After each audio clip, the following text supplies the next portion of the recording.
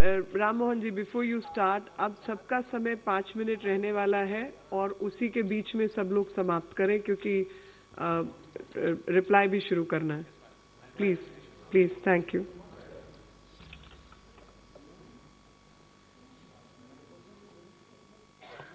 Thank you, Madam, for giving me the opportunity to speak in the finance bill.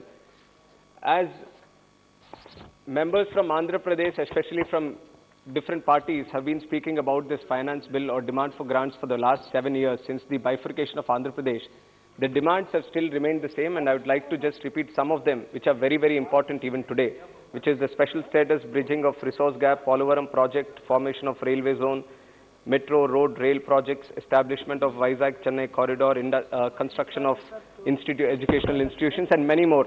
So they are still pending on behalf of the central government, whereas financial assistance is required.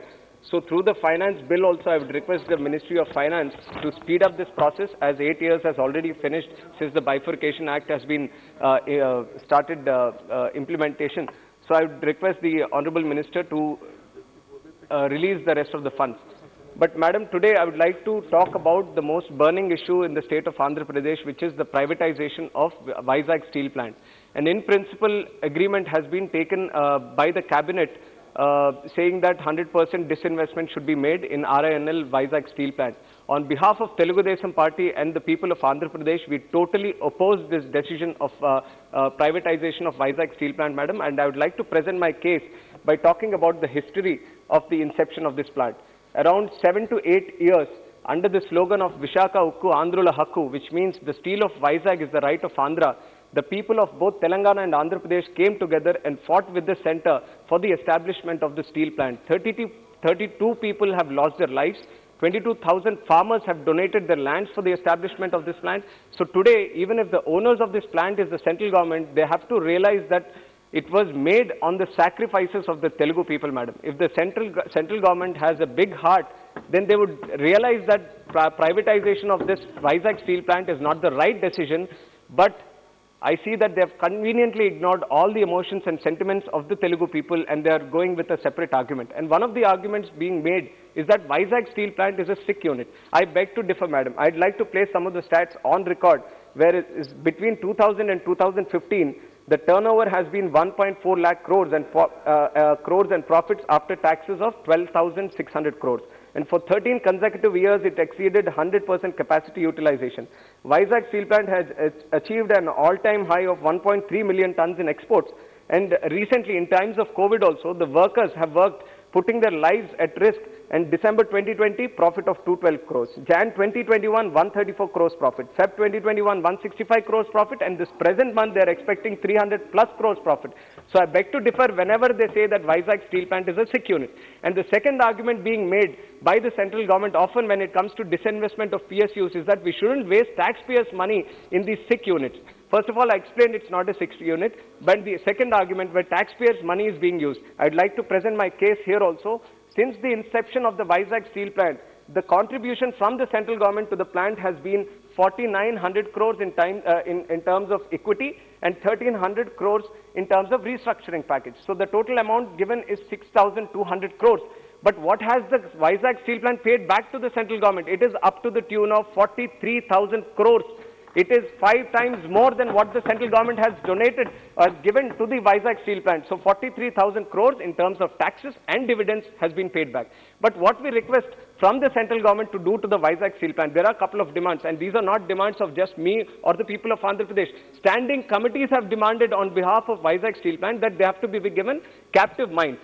SAIL units, other steel plants, they are getting captive mines, they have captive mines, and they are getting per ton of steel at 1,500 rupees. Whereas Vizag Steel Plant, because it doesn't have the captive mine, it is getting at 7,000 rupees. And what is this amounting to? VSP loses 5,260 crores for every ton of steel it sells, and which is translated to a loss of 2,300 crores in the last fiscal year alone. So what we really request from the central government, if they want to help the Vizag Steel Plant, is that they should cater for captive mines for this and provide a level playing field just like other steel plants. And the other thing we are requesting is to reduce the interest rates. When Tata Steel Plant is getting loans from the banks at 8% interest rate, Vizag Steel Plant, which is under the finance department, which is under the central government, it is getting at 14%. And this again is resulting in losses up to the fact of 1,500 crores just in interest payments, madam. And there are other solutions also. Why not club SAIL and RINL together and try to take everyone in the same line? That is not being done. And when it comes to the exports of this iron ore, 82% of our total iron ore exports goes to China. We are blocking apps from China.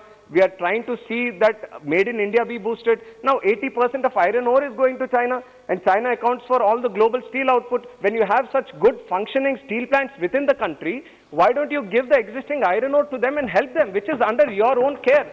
So this is what we are requesting. Why show the stepmotherly treatment towards Andhra? And I'm saying stepmotherly because on 16th of March, the Honorable Minister of Heavy Industries, I'll complete in 1 minute, madam. Heavy Industries and Public Enterprises says on the floor of the House that those PSUs which can be revived will be revived. This is a statement from the central government. And where is it applicable? Only in Gujarat, madam. GSPC, which has been a SIC unit, ONGC acquired 80% of Gujarat State Petroleum Corporation for nearly 8,000 crores. ONGC even pays 1,300 crores. So this attitude is being shown to PSUs in Gujarat. Why not to the plants in Vizag? Why this stepmotherly treatment? The central government talks about one nation, one election, one nation, one ration, and so many things which should be in one nation, one constitution. I demand for one nation, one justice. If something is happening from the central government towards Gujarat in a certain way, I would request that also be happening to Vizag Steel Plant, which is in the state of Andhra Pradesh, madam.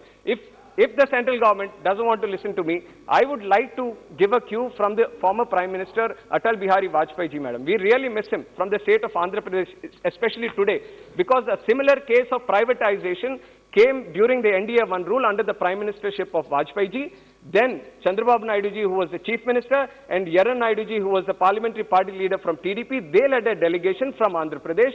They met Vajpayee ji. He listened to the unions, to the leaders, to the people of Visakhapatnam and Andhra Pradesh. He understood the emotions, the sentiments, and he then provided equity to Vizag Steel Plant. Madam, 30 seconds.